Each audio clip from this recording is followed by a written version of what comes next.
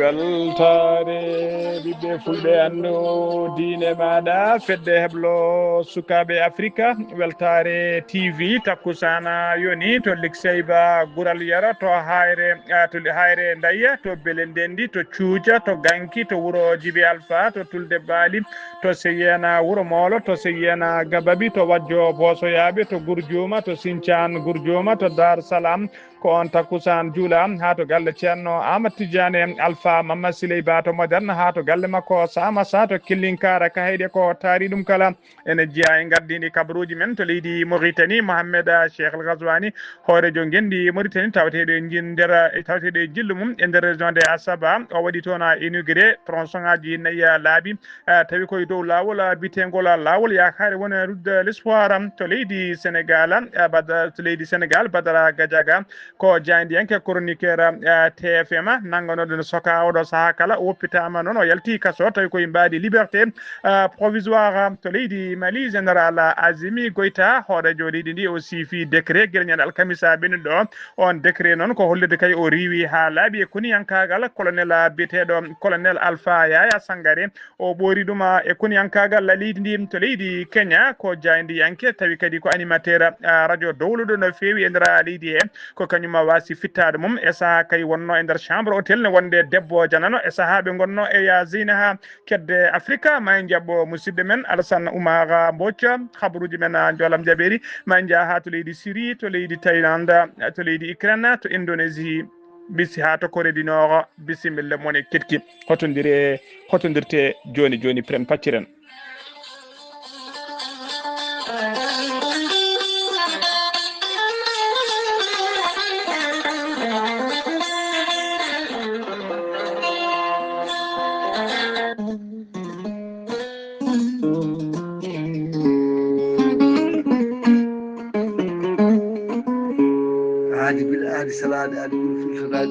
salade aadi ɓuuri firtude aadi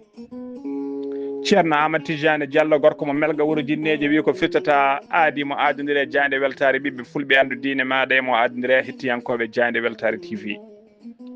ceerno Amadou Tidiane Diallo ko wittiyanke leɗɗe ko safriyanke safruji fina tawa gandu binde laaɓaɗo leɗɗe jadindo ɓalawal e danwal kala ceerno Amadou Tidiane Diallo Allah lubrimo gandal omo safra rafiji kewɗi ene jiida cirol gorko mo melga wuuro jinneji dendagal rafi mbawɗa wondude so tawi kay ɗon maldana ko balɗe tati mbiya alhamdulillah rabbil alamina gorko mo melga wuuro jinneji ne yawna ɓe wonduɓe e kista fibrom dogam sita rewɓe ronkoɓe sowade dartoraɓe rewɓe usraɓe ndewagu kala ceerno Amadou Tidiane Diallo ne yawrani ɓen worɓe usraɓe gorago fiɗaɓe wonduɓe prostate jippiɓe e leece kala ceerno Amadou Tidiane Diallo gorko mo melga wuuro jinneji ne yawna ɓe wonduɓe koyɗe musoje keceje musoje ɓalli ƴakkoji ɓalli musoji kala gorko mo melga wuuro jinneji ene yawna ɓe wonduɓe estomac ceerno Amadou Tidiane Diallo gorko mo melga wuuro jinneji hewɓe noddi mbaɗi audio kolleri tigui guila jokkodiri e makko ewɗo saaha joni rafiji kewɗi ñami tan no certi hen ha laaɓi mbiya alhamdulillah rabbil alamina gorko mo melga wuuro jinneji ene andine dendagal client mum kala leydi mbawɗa wonde e kala continent so tawi on kawri leɗɗe ma e safruji ma jettoma ha no hannirta ni gorko mo melga wuuro jinneji tawete koto Paris lamorgo leydi France sa yiiɗi jokkodirde makko numéro makko mbatta ko 00 336 04 04 66 27 ko numéro makko WhatsApp ko numéro appel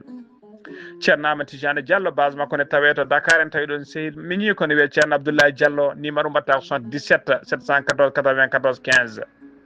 ceerno Amadou Tidiane Diallo gam hoybitande tawateɓe lappol palol dande ma ɓe Mauritanie e Sénégal base makko ne tawe to Dagana ha to Rosso Mauritanie kala ene tawi ɗon sehil makko ɓi nene makko ne wiye ceerno Amadou Dia gorko mo leeraɓe numéro mbatta ko 77 537 79 28 ceerno Amadou Tidiane Diallo base makko ne tawe to Nouakchott lamorgo gendi Mauritanie ene tawi ɗon ɓiyi ko mbatta ko numéro mo 46 84 21 91 ceerno Amadou Tidiane Diallo ko laaɓɗo reedu ceerno Amadou Tidiane Diallo ko malaɗo wuune ceerno Amadou ko newiɗo sanne badden danɗo faade makko.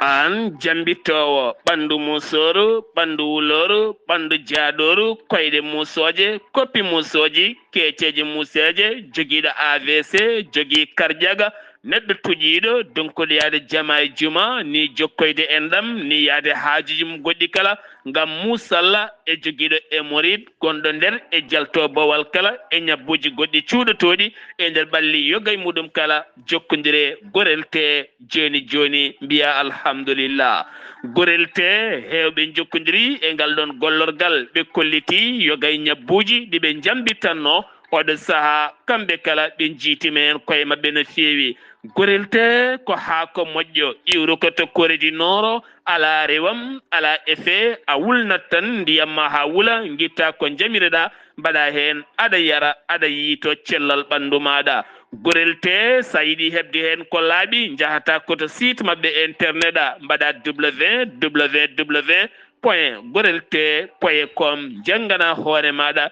kayla ñabboji ɗi gorel te safrata kala. sa yiɗi jokkodirde e tonggode gorel te so tawi noon gonɗa koto koɓɓillo ene tawi nder leydi Sénégal jokkodirta koye Hawwa Amadou Abbasa mbatta ko 78 435 27 28 so tawi noon gonɗa koto Bargné e ko taari ɗum kala jokkodirta koye Kumbaka 77 612 85 28 so tawi noon gonɗa koto Gawol e ko taari ɗum kala jokkodirta koye Amadou Abdoul Agne on noon mbatta ko 77 123 22 97 so tawi noon gonɗa koto Guédiawaye jokkodirta koye Amadou Abbas Ka mbatta ko 70 606 33 43 so tawi noon gonɗa koto Kermassar jokkodirta koye Mamoudou Ngayda 77 542 50 84 so tawi noon gonɗa koto leydi France jokkodirta koye Harouna Ngayda 06 50 99 64 43 musidɓe tedduɓe gorel te ko safara ɓolo tan ala rewam ala effet a yarat aɗa yiito cellal ɓandu maɗa mbadden danɗo faade ittude ɗeɗo henna ñookiɗe e nder ɗaɗi men kadi men dañde jama. kettode kaburuji mon e demgal pulaar Afrique, Asie, Europe, Amérique, Moyen-Orient, Océanie. Jam ñalle mon musidɓe tedduɓe eɗen goni e hoore biira 13 lewru bowte woni décembre hitande ujunnaje 225 habruji mon e ɗemgal pular e sawta he ko musidɗo mon sehil mon Ghali Abouba to karallagal ha mbawon yiide en to banggue natte e ɓosoje ko meñi men sehil men Saydou Abouba ko adi hono ko mirɗo gardini kabaruji men ko to leydi Mauritanie puɗorɗena to leydi Mauritanie noona ñalawma kay ɓoyɗo fadede ene wayno yettima kay e ñalawma hande o on ñalawma noon woni aseta hande 13 lewru bowte hitande ujunnaje 225 tawi kadi ko ñalawma koye nder oɗo ñalawma yubbinte kay takkusan ceerno Hamdou Rabbi tawi ko kolola naybi wala woni 4e édition jubbinteɗo kay kala hitande so oɗo saaha yonti e nder noccota lamorgo gendi Mauritanie tawi ko dental bitegal daira ansoro dine e gardagol ceerno Boubacar Gaye kamɓe jubbinta oɗon takkusan ceerno Hamdou Rabbi kala hitande mbiɗen noon ko aseta hande o saaha kay mo kalteno ene wayno takkusan o fuɗɗima joɗade kay tawi kadi ko yimɓe hewɓe ummoriɓe to leydi Mauritanie so leydi Sénégal e nokkuji kewɗi kay e oɗo saaha joni halifaɓe diine hewɓe kay mbawi arde notitade hen tawi koto PK 7 yeeso galle ceerno Boubacar Gaye woɗɗani école to wiyete école Bilali to legal PK7 ha joni koy on fanno keddoɗena hono daira tawi ko yidɓe khalifa dine tawi kadi ko almami wuro dawalela woni tigi yidɓe ceerno wonɓe yiɗɓe ceerno sada si ene kewi yubbinde kay kala hitande ziyara ani yala tawi kadi ko hikka waɗata sappo e goho kolol woni sigi 11e édition ona ziyara noon moɓe jubbinte kala hitande toon to dawalel tawi kadi ko ziyara o yubbinante ko khalifa dine wuro ngo almami wuro ngo o woni ceerno sada si ñalawma hitande hikka nde noon ñalawma o yubbinte tigui huñande 31 lewru décembre gonɗen ɗum toon to dawalel on ñalawma noon ko ñalawma bismade hoɓɓe so jamma ari woni jamma mawludul nabiyo ñande 1 lewru janvier hitande ujunnaje ɗiɗi e nogas e goho woni darorɗe hitande kay ma silkije qurana kewɗi ma mbaɗe hen ma tigui duduji kewɗi ma mbaɗe hen duwawuji e ziyaru wondude jewte taw ko jewte diine kala ma mbaɗe hen tawi kadi ziyara o waɗat tigui koye gardugol khalifa diine mo hoore fone hono ceerno ibrahima ba tawi kadi ko yesso teddungal ceerno amadou tidiane alpha mamma seli baba mo darna yesso teddungal ceerno kodda to jopa mo mbagna khalifa diine mo mbagna ko noon kadi tambi golle ɗe kala noon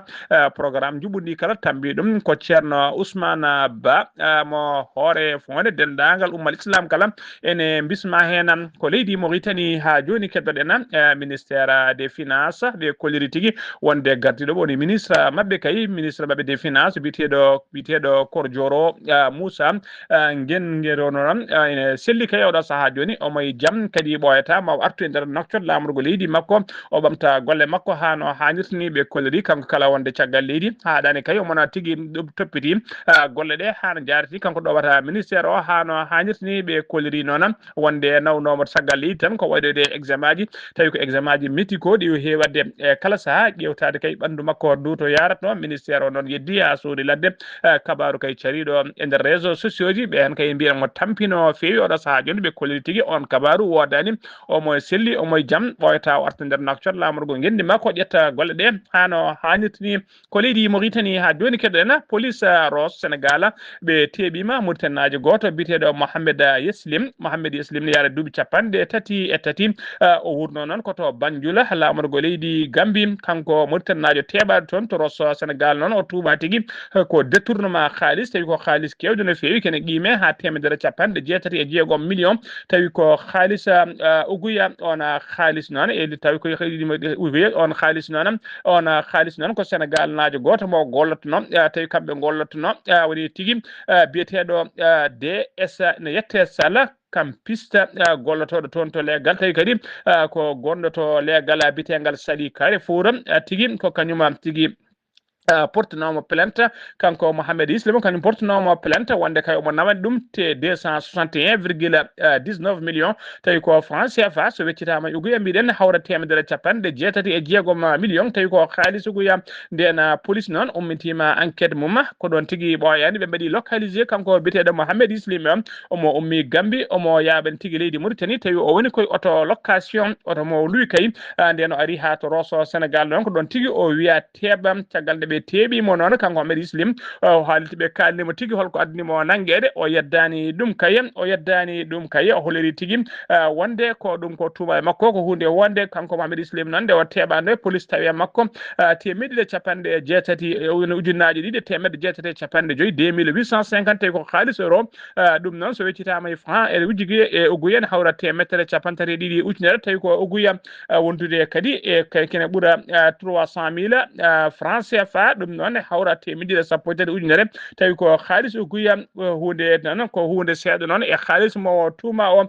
police noon ena jokki hen enquête mum kay ha anda kay dendagal koppereje ɗe kala holtoɗe naati ha wawi fittude ha no hannirtini ha joni ko leydi Mauritanie keddoɗen hono no mbiruɗen gardini kabaruji men Mohamed Cheikh El Ghazouani kañum honi hoorejo gendi Mauritanie o waɗi inauguré lawol tawi ko laabi kesi e laabi pewnitaɗi kala taw noon e nder fande jukka e nder moqata mo guerum e nder région de Asaba ɗum noon tawi to funnague leydi Mauritanie cérémonie o noon waɗi ko aljuma hanki sappo e ɗiɗi lewru bowte woni décembre 2025 ko lawol noon pewnitagol garɗitina tigui ha yaade jamanu ko ngol noon hallirama noon kadi tronçongaji ɗi ko nokkuji nayyi woni 4 tronçon foof noon koye dow lawol bitegol lawol yakare walla biyen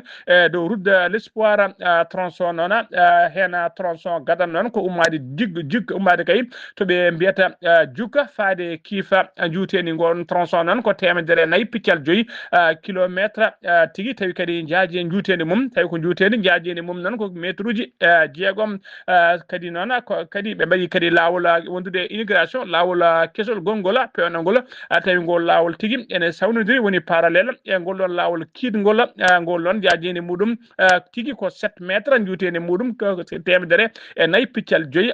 kilométre ɗum noon golle ɗe noon golla ko nder lebbi capanɗe tati jaru golle ɗe ngol ɗon lawol jaru golle mum ene qime ha temedde jeeɗiɗi e capanɗe joyi e tati ujunere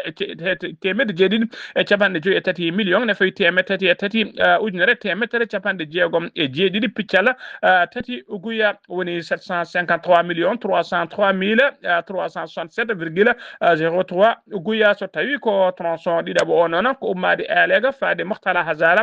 juuteni ngol ɗon oɗon tronçon noon juuteni mum ko temedere kilométre jaruma jaajede maggol noon ko métre uji jeenayyi jaru golle ɗe ene qime ha temedde jeetati e nogas e jeetati million ene fawi temedde nayyi capanɗe jeenayyi e joyi ujunere e temetere e nogas e jeenayyi piccal nayyi woni 828 millions 495 mille 329,4 tawi ko oguya so tawi ko tronçon tataɓo o noon ko lawol kay ummorade to wiyete lawoynadel zébile faade to wiyete timbedera juuteni ngol ɗon lawol noon juutedi maggol noon ko capanɗe jeetati kilométre jaajede maggol ko métre uji jeenayyi jaru golle ɗe noon ene qime ha temedde jeeɗiɗi e 1 million ene fawi temedde capantati e ujunere temedde jeetati e jeegom piccal jeegom woni 701 millions 230 mille 806,6 uguya so tawi ko tronçon nayaɓo noon ko lawol ummade timbedera faade Ayouna juutedi maggol ko capanɗe jeeɗiɗi kilométre jaajeni maggol ko métre uji jeenayyi jaru golle ɗen qime ha temedde jeeɗiɗi e joyi million ne fawi temedere capanɗe jeenayyi e joyi ujunere e temedde jeetati e sappo e ɗiɗi piccal ɓolum nayyi woni 705,195 mille 812,04 uguya en tawtora noon cérémonie o hono biteɗo Eli Wulveriga kañum woni jaagogal kafinagal ko fati équipement et transport holliri tigui wonde kay pewnugol ɗiɗo laabi tawi ko laabi mbaɗaɗi goudron ngaji ma mbaw ƴellidde kay dendagal diwan o kala hano hannirta ni ɓeyde kadi jokkodirde on région e région ngaji keddi ɗi e fannuji kala guila e fannu économie ha e fannu social kala ma waw ƴellidde diwan o hano hannirta ni ha joni ko gendi Mauritanie keɗoɗen armée leydi Mauritanie ɓe koliri wonde ɓe koliri aljuma hanki o wonde ñande altine garoɗo o maɓe mbaɗ kay opération taw ko opération mawɗo no fewi on opération noon ko yidde kay on opération noon ko yidde bonnude macceruji woni gueɗe tawi ko gueɗe explosive woni pettoje tawi kadi ko oɗo saaha joni ko puɗɗiɗe suytude ɗin noon ma mbaɗi tigui woni ko wiyete de matiére explosive maɓe bonnu ɗuma ɓe koliri noon ɓe ɓaƴini kabaru o noon ko ɓe ɓaƴini kabaru o noon koye hello mabɓe Facebook ɓe kolliri opération noon opération noon ɓe juɓɓinta ɗum koye nder camp tawi ko camp militaire moɓe mbiyata camp de tir gueroy diyalla on noon tawi capanɗe jeeɗiɗi kilométre to banggue rewɓajo funnague noccoɗe e dow lawol faade ak juge e nder communiqué he noon ɓe erima kay dendagal hoɗɓe e nder ndeɗon falde kala ɗe ɓeydoto rentade kay oɗon ñalawma altine garowo ha tendi kadi ɓen waɗoɓe ya garta autoji kay hakkude mo noccoɗe faade ak juge e ummade ak juge faade noccoɗe kala ɗeɓe to rentade kadi so tawi nani peɗɗe ɗe mbasa hulde mbasa fayde ganda tigui wona haydara ko kamɓe goni e bonnude ɗiɗon tawi ko ɗeɗon pettoje ha joni ko gendi Mauritanie keɗoɗen hoorejo suudu saɗiɗiɗo leydi Mauritanie biteɗo Mohamed Bamba Wula Megueɗa o bismima o joddima en audience aljuma hanki sappo e ɗiɗi lewru bowte e on tawi ko jode woni am joɗaniɗo Royaume d'Arabie Saoudite woni ambassadeur Royaume d'Arabie Saoudite joɗaniɗo ɗum e nder gendi Mauritanie on woni docteur Abdel Aziz Ben Abdallah Al Raqabi ɓe jewtidi ko heewi noon ko fati kay jokkodiral gollodiral moƴƴal gongal hakkude leydi ɗi ɗiɗi e ƴewde kadi peeje holɗo ɓe mbawata wadde peeje kay ha ɗum wawa ɓeydade hano hannirta ni ene tawtora ndeɗon jonde noon biteɗo Mohamed Yahya Wula Hay kañum woni chargé des missions de l'Assemblée nationale mo gendi Mauritanie ha joni mi habaruji men ɗemgal Pulaar sen nommima to leydi Mauritanie koto leydi Sénégal paɗen to leydi Sénégal biteɗo Mahamadou Sidibé ko commerçant mo duuɓi capantati e jeegom kadi ko militant Pastef woni tigui ko jeeyaɗo e landa Pastef o waɗama déféré noon aljuma hanki oto parquet e yamirore section de recherche o nanguira noon ko kay ko konngudi ɓuttino feewi ɗe o sunno kay sunno konngudi ɓuttino feewi ɗe o sunno faade hoorejo leydi ndi faade hoore leydi ndi ñalawma kay tawi ɗin konngudi o sunnode ko ñalawma kay moɓe inniri ñalawma des martyrs woɗi journée des martyrs national des martyrs mo leydi Sénégal kanko militant biteɗo Mamadou Sidibé noon o holliri tigui wonde o haali ɗum noon koye chaîne biteɗo Jalale TV o holliri noon kanko konngudi ɗi suutidi noon ko wiide kay e oɗo saaha joni kay toɓe goni ɗo Pastef dendagal militant ji ɗi kala kamɓe kala koɓe parɓe ala koɓe kadi paadi kay so wona feu vert woni yamirore Ousmane Sonko gardiɗo landa Pastef ka so wiɓe tan suyni sowti junggo rokkiɓe feu vert kay woni yamirore o holliri on jamma Bassirou Diomaye Faye hoore leydi ndi walata to palais présidentiel saabu ɓe ittat ɗum toon caggal nde o suutiɗino konngudi ɗon o wawi tigui darnanguede tawi ko gendarme aɓe teeɓimo e oɗo saaha joni noon o waɗama déféré caggal nde o nangga noon kanko Mohamed caggal nde o nangga noon o ñaguima yafuya kay e clémence kay nde laamu ngu e justice o kala nde yafotoma e konngudi o suutiɗi siftinde on noon kanko woni militant Pastef ɗiɗaɓo kay nanguede caggal kay ko ɓoyani ko nanggano ko biteɗo Mouhamed Bassirou Sylla on ko Saint-Louis najo jaro e duuɓi nogas jeenayyi kañumne sunno konngudi walla kañuma filmeno vidéo e nder natalla vidéo mum ene seeka photo Bassirou Diomaye Faye hollide gañgu mum faade Bassirou Diomaye Faye widde kay kamɓe ala moɓe keptini so wona Ousmane Sonko on noon nangganoma hono kanko biteɗo Mouhamed Bassirou Sylla ceeknoɗo ngal ɗon natal o nangganoma balɗe seeɗa soka e oɗo saaha joni noon o woppitama ha joni ko leydi Sénégal keɗoɗen association des financements des professionnels de transport woni AFTU Sénégal ko association noon kamɓe mbaɗata exploité dendagal bisuji transport en commun woni bisuji transport dogoji e nder Dakar ɗina bisuji noon ɓe kolliri tigui ɗina bisuji transport noon ɓe kolliri kay wonde koɓe ustoɓe cogguji ko fate cogguji engara transport e nder Dakar e nder ligne mabɓe e nder tawi kay koye nder ligne uji Dakar ɓe kolliri kay passe o maɓe ustu ɗum kay ha wonta 100 francs CFA AFTU noon holliri kay eɓe jogui e oɗo saaha joni capanɗe jeeɗiɗi e ɗiɗi ligne e nder capanɗe joyyi e ɗiɗi kay e nder capanɗe joyyi e ɗiɗi commune ende commune Dakar noon jogui capanɗe joyyi e tati commune hen capanɗe joyyi e ɗiɗi commune eɓe tawe hen tawi ɓe jogui hen capanɗe jeeɗiɗi e ɗiɗi ligne ɓe kolliri on nder ɗiɗon ligne uji kala koɓe ustoɓe passe o kay woni biye kay ko neɗɗo foti yobde bus transport koɓe ustoɓe ɗum ha arta 100 francs ɓayini kabaru o noon ko biteɗo Mohamed Ndoye koye membre conseil d' administration AFTU o jeeya o holliri noon wonde kay o haalani noon hol ñalawma kay mo ɗum fuɗɗoto kono kay o holliri wonde so leeli koye nder jonte seeɗa ma ɗum wawa ustede so tawi leeli ɗo e lewru kay ma cogguji ɗi uste o holliri noon addani cogguji ɗi ustede kay ko caggal nde laamu ngu ustuno ko fate carburant noon ɓaade coggu carburant ustam alay saago coggu transport ne wawa ustede hano hannirta ni ha joni habaruji men ɗemgal Pulaar to leydi Sénégal ha joni keɗoɗen e nder émission bitemoɓe mbiyata ndumbele en noon jaydi yanke biteɗo Bassirou Fofana o waɗi toon dénoncé woni tigui holliri mette e makko kay wonde kay wiyede hollirde kay wonde oɗo saaha joni yimɓe hewɓe tawi ko yimɓe kay tuumaɓe juuɗe mumen ene moddi eko wiyete tigui det caché woni ñamade suuɗade e laamu kingu tawi ɓen yimɓe ha joni tawe e nguɗo laamu kesu tawi kadi o holliri ko nomination mawɗi responsabilité mawɗi feewi jogui toon o rokka o haɗani ɗon saabu o rokki yeruji o rokki yeru kay ko wayno biteɗo Cheikh Tidiane Diop nomaɗo kay waɗaɗo financier on noon waɗa tigui ko contrôle financier e ko wayno biteɗo Maguette Niang on noon kañum woni secrétaire général adjoint à la présidence de la république holliri wonde ɓeɗo kala juuɗe mumen ne moddi ko wiyete ñamade suuɗade woni det caché e oɗo saaha joni nana jogui responsabilité ji mawɗi e nguɗo laamu kesu ha joni ko leydi Sénégal keɗoɗen no mbirɗen gardini kabaruji men Badara Gadiaga ko wonnoɗo kay e nder kaso e oɗo saaha kala o yalti aljuma hanki o noon kaso o woni tigui o yalti oɗon kaso omo yaltide noon o yalti noon komo yaltide Diawo tawi ko Diawo électronique woni bracelet électronique ene senga tigui ene senga e coddugol makko nden noon o yalti kaso o yimɓe hewɓe kay nde o yalti sellile makko daɓal kaso ngo o suuti junggo makko kay tawi junggo mo nangui hen deftere dayen deftere noon ko Nelson Mandela windi ɗon Nelson Mandela noon ko gonɗo ɗo hoorejo leydi Afrique du Sud mo suuta junggo ngo mo hollira photo Nelson Mandela ngo holliri tigui ko fati e liberté ko fati kadi wonde haare haɓanade liberté haare nde ne jokki nder Dakar no yalti noon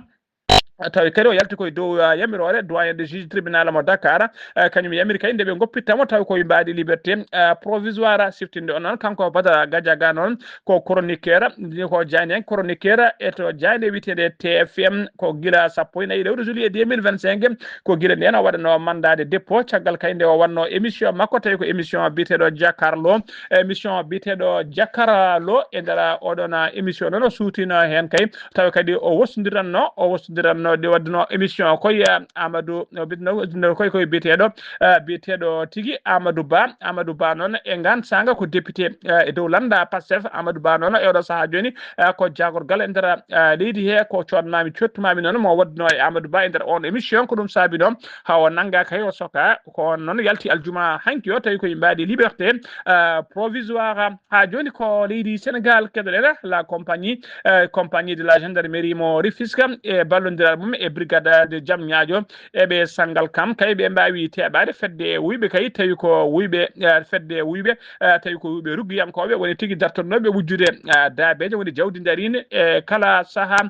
ko fedde nde noon koɓe sagataɓe joyo ɓe tawrama kadi ɓe jogui pételaji wondude e kuure e téléphone aji kewɗi no fewi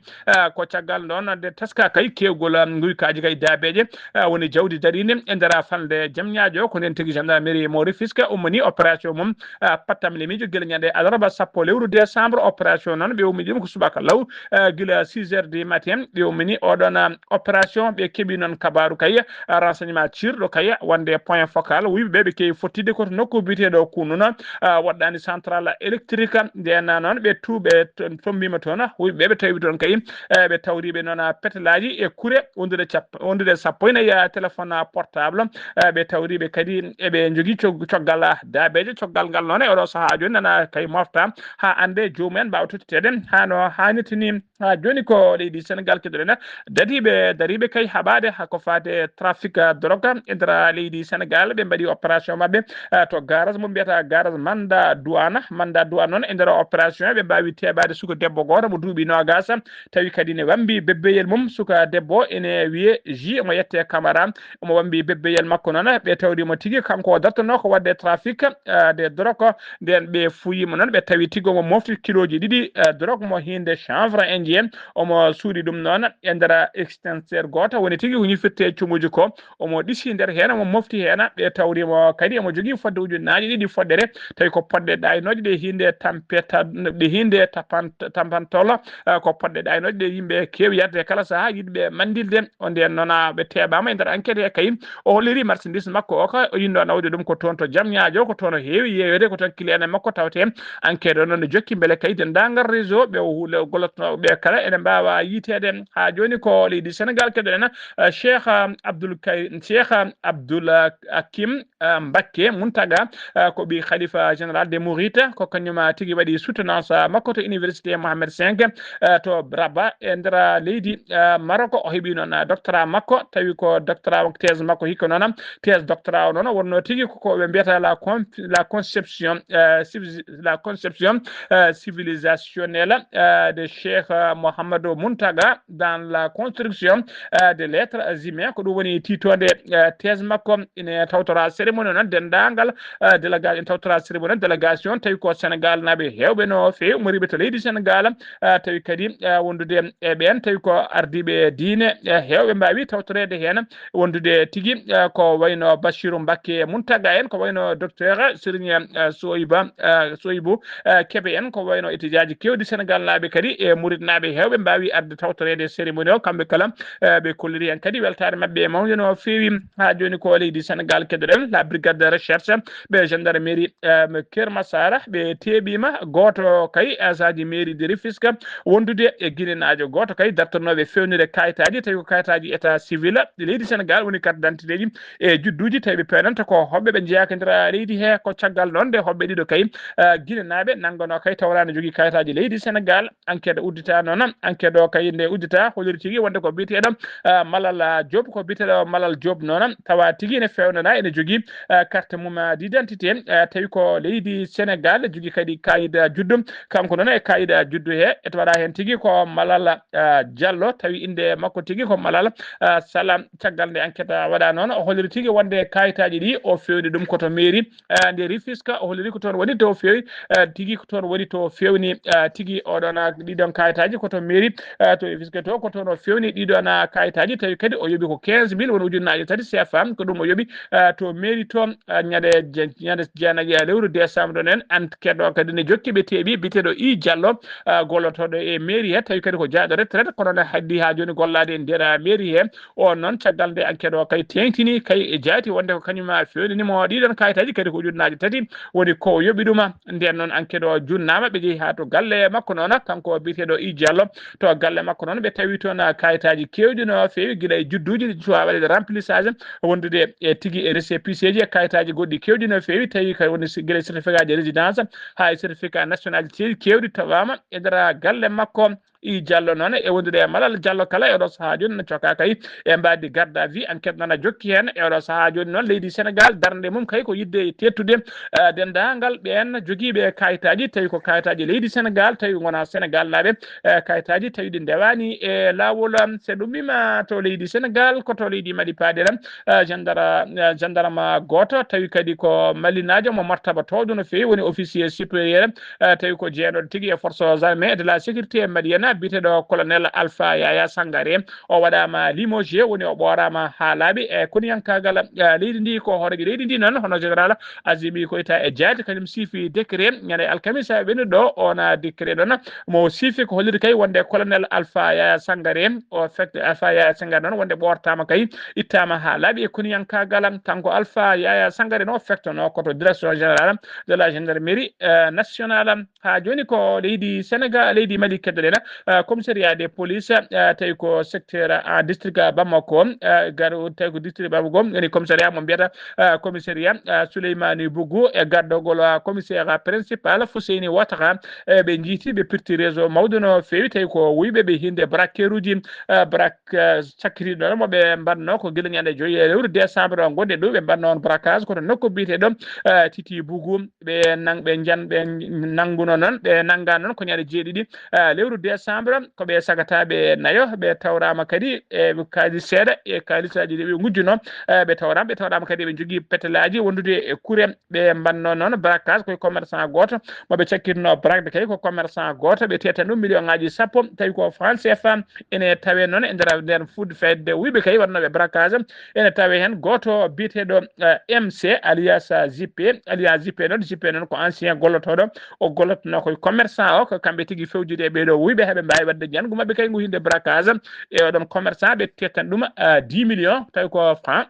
CFA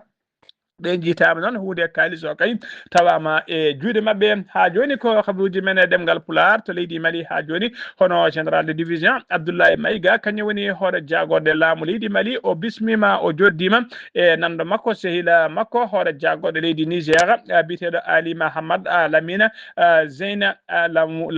laamu makko laana makko noon tawi ko laana makko ndiwo ko juuri to bowallade diwoje ngal lawol bowallade diwoje international ngal président Modibo Keita Sino ko guirñade alkamisa 1 lewru décembre sanga 9h ne fayi mintaji 10 ko kanko premier ministre noon kanko premier ministre mo leydi Mali e yimɓe gouvernement hewɓe no fewi wondude diplomate uji e communauté Niger naɓe wurɓe nder leydi Mali ɓe tawi gari tigui jaɓɓade mon to bowallade diwaji to kanko Ali Mahamana Lamine Zeyni noon ko kanko kadi woni premier ministre laamu Niger kanko kadi woni ministre de l'économie et des finances mo leydi Niger woni mujibu jillu ngu noon ko jillu kay potital hakkude dendagal ministère uji de l'économie et des finances leyɗeɗe tati renduɓe ɗeɗo fedde witega alliance des états du Sahel woni leydi Niger leydi Mali leydi Burkina Faso batu mabɓe kay aadi moɓe nokkodiri e nder Bamako lamrugo leydi ndi joddade kay ko fate ƴewde kay ummanade kay e yitte timminde golle ko fate kay e miijo ngoɓe jogui gam wadde oɗo boñ tawi ko boñ moɓe mbiyata BCID alliance des états du Sahel woni banque de confédération pour l'investissement et le développement tawi kamɓe leyɗele tati ɗe ndendi no ɓeɗo fedde alliance des états du sahel tawi kamɓe ndendi on boñ kay beele kay yidde mabɓe kay oɗo saaha joni ko wawde wawande koye mabɓe to banggue finance e wawde finance ude kadi projet ji kewɗi bawɗi gollede nder ndeɗon fedde witende alliance des états de sahel habruji men demgal pular to leydi Kenya paɗena to leydi Kenya noon koko hulɓini Allah ɓuuri hulɓinade ɗum woni ko waɗi toon ko jandiyanke goto tawi kadi animateur dowluɗo no fewi jiiɗaɗo e nder jiiɗaɗo no fewi nder leydi Kenya tawi kadi ko golloto koye radio biteɗo FM omo wiye tigui omo wiyatno Festuna Amino ko kanko tigui kadi wonno chef kayde radio chef aduna radio witego Mayinga kañum yalti aduna o yalti aduna noon koye jaltugol aduna kulɓinigol no fewi saabu kay o yalti aduna koye nder suudu nder chambre hôtel goto tawnawno debbo jaɗan tawi ko debbo desaɗo kay omo wonde mum koye saaha kay o wonno e ya zeyna ha ko hen o wasi fittade makko enquête gadan ɗon holliri tigui wonde o tawa kay komo ƴetti poɗɗe walla leɗɗe tawi ko leɗɗe ɓeydoje gorago kay ɓeydoji sembe ɗi horɓe kewi hutorade ko ɗum tigui o ƴetti tawi no wawi tawi alda e dose ko hen o wasi fittandu makko woni ko wiyete de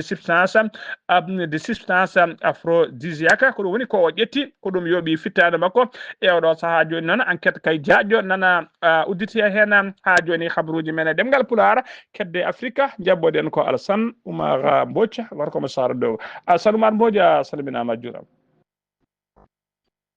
en calmitima Ghali Aboubaye calmini dendagal kettiyankoɓe Ayawu TV kabaru men ɓuttewtude e dongre Afrique e ñalawma hande o puɗɗoɗen ko leydi hono Rwanda toon dayi wonande collectivité taw ko partie civile wonɓe toon to leydi hono France Rwanda naɓe déposi taw ko plainte contre taw ko oɗo banque taw ko de France ɓe tuumi ɗum noon ko wawde kay wadde malde hakkude mum e ɓen warɓe toon ɓe e wawde kadi wadde ɓen gueɗe kamtuɗe ko fatte kono innama ADN e gila kay e génocide o waɗi toon taw koye wonande ɓen tunsi en wonno koye hirande ujunere e temedde jeenayyi e capanɗe jeenayyi e nayyi ene wayi ndoyi habaru wonde mo mbaɗanno toon e taw ko libération wonande hono radio France o ɗum ɗo fof koye caɗele wadde série ji mabɓe e mbaɗa ɗin taw waɗa ko suspect taw waɗi ko ɗin waɗi ha kadi ɓen waɗoɓe kadi bonande ɓeyti wadde taw koto koye bannade e taw koto koye e maɓɓe kay reman noyete ɗo ko suuda woni taw kadi ko yiɗi ko yuɓɓinde toon to Genève taw kadi ko pottitel hakkude ɓen kanŋuji ɗiɗi wonande kay waɗaɓe guerre toon to suudaɓe ɗum noon taw kadi ko e nder hono ñalawma o noon ɓe cuwa taw wawde kono bayinde ɗum mande wonata ɗum noon ɓe mbawi kono bayinde ɗum noon ko ñande sappo e goho lewru bawto ujunere ɗiɗi nogas e joyyi wonande taw ko kolaɗo kuuɓal Nations Unies Antoine Guterres wawi kono bayinde ɗum e nder interview taw koy koye chaine saoudien Al Arabia ɗo ene waɗi ko Cameroun ene waɗi ko ñalawma taw kadi ko alkamisa sappo e goho lewru bawto ujunere ɗiɗi nogas e joyyi fodde yimɓe capanɗe jeeɗi nangonoɓe toon ɗum noon wonande kay taw kadi ko poɗodiral hakkude taw kadi ko Polbia kañum Issa Thioroma Bakary ɗum noon ɓen nangaɓe toon de e to ñawudu honiyankoɓe ɓe mbi kadi ɗum dirtinama kadi ñalawmaji hono paaɗe ɓe testkima noon hewɓe e nangaɓe ɓe ɓen ko wiyoɓe taw ko mbimi ɗum noon kadi e hawsa en ko ɓen tigui jagga toon Afrique banggue worgo landa ANC ko landa ono taw ko laamu guila kadi ñande jeetati lewru ndu ha sappo e jeeɗiɗi sappo e ɗiɗi ndu lewru ndu goɗɗen koye e batuji mawɗi ɓe goni gam ƴewtade caɗele ɗeɓe gondi toon ka landa ka wondi ka ɗum noon kadi ɓe mbi kadi aɓe e oɗo saaha landa ka noon e sokki en sohli copperaje mawɗo no fewi to banggue faggudu ene wadde ɓe ngala hen hay ɗum noon ko ɗum tigui ɓe goni e waddude e guila kay jeetati lewru ndu goɗɗen ndu ha sappo e ɗiɗi ɗum noon lewru ndu goɗɗen ndu wonno ko ñalama hay ko Ghali Abouba ko ɗum de tunguɗen habaruji men e dongre Afrique e ñalawma hande o taw wonno koye nande musidɗo moon Alassane Oumar Mbodj ko Moussa Dogo ganda weltare Ayawu TV. Alassane Oumar Mbodj golle ma juuɗi peewi ko an uddi kabaruji men e nder dongre Afrique takkusan juulama ha to galle ceerno Yaya Dia to Mbahe ko on takkusan juula ha to galle ceerno Sada Sy to Dawalel ha to Dural ceerno Hadi Oumar Sy to Jowol e ko taari ɗum kala kabaruji men joolam jaɓeeri koto leydi Syrie puɗoɗen aseta hande o sappo e tati bowte ko piyanɗe mawɗe no feewi kañum tigui tawi kadi piyande ɗe anda ko holtoɗe ummori anda kadi hol pelluɗe kañum kuccina e dadiɓe tawi ko Amérique naaɓe wodduɓe gollidiɓe mum Syrie naaɓe tawateɓe kay woni koɓe mbiyata délégation commune tawi koye nder région de Palmyra hay goto wasan hen fittade mum kono kam waɗi dadiɓe hewɓe no fewi barmuɓe hen tawi ko Amérique naaɓe woddude dadiɓe ɗiɗo tawi ko Syrie naaɓe kañum en mbarmi hen enquête noon nana uddita hen koto leydi Thaïlande paɗena ministre de la défense nationale mo leydi Thaïlande ɓe kolliri tigui wonde ɓe mbasi milite soldaneɓe nayo kay tawi kadi ko bombardaɓe walla fellaɓe e kerol hakkude mabɓe e Cambodge siftinde noon oɗo saaha kala tekkere ne surka hakkude kay Thaïlande hakkude mum e Cambodge koto leydi Ukraine paɗena drone aji wondude missile aji Russie mbaɗi bombardement kewɗi no fewi installation ngaji kewɗi e nder leydi Ukraine ɓe joofi noon ko koninkoɓe leydi Ukraine wondude installation ngaji énergétique woni tigui central uji courant en to ndiyam wawata arde kala beele kay eɓe mbawa tampinde guila to banggue ɓuuɓol jangol ha to banggue ngakkede ndiyam kala wonande Ukraine naaɓe ɓe ɗum noon tigui ɓe kolliri kay Russie holliri hutori tigui ko missile aji ɗi hinde e hinde supersonique ko ɗin ɓe mbawi hutorade kay e ɗiɗon bombardement ji habaruji men ɗemgal Pulaar koto Indonésie paadena bila ko fati e maynoɓe kay toɓoji tawi ko toɓoji jaadunoɗe e yoolaru wondude kay e ko wiyete glissement de terrain bannoɗi toon to Indonésie kala ñalawma noon bila on ɓeydo musde no fewi e ñalawma hande mo kaltena bila laamu ngu holliri bila mabɓe kay ɓe ɓenni ujunere mayɗo hen saabu kay ɓe jaara e ujunere e yimɓe tata wasɓe hen pittali men eɓe jogui kadi ha ɗo mo kalten sappo e temedde ɗiɗi e sappo e jeetato neɗɗo tawi ko majjuɓe melow yaaduɓe wuura ɓe hen majji e nder mborɓoji woni ko wiyete porté dispari cuwa taw yitede kadi goskiji men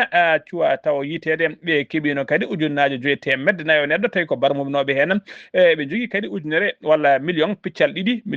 million e temedde ɗiɗi ujunere neɗɗo tawi kadi ko sinistré oɗo saaha joni egginaɓe egguɓe ha laaɓi e nder galleji mumen koto Corée nord paɗen to leydi Corée du nord noon unité tawi ko unité génie militaire Corée du nord naɓe hewɓe no fewi kay nuldanoma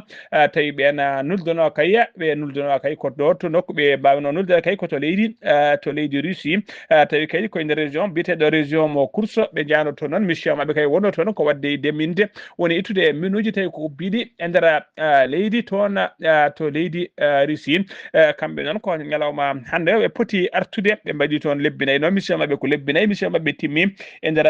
mission mabɓe yanoɓe noon kamɓe koninkoɓe yanoɓe noon hen jeenayo ko hen keddi mbasi toon pittali men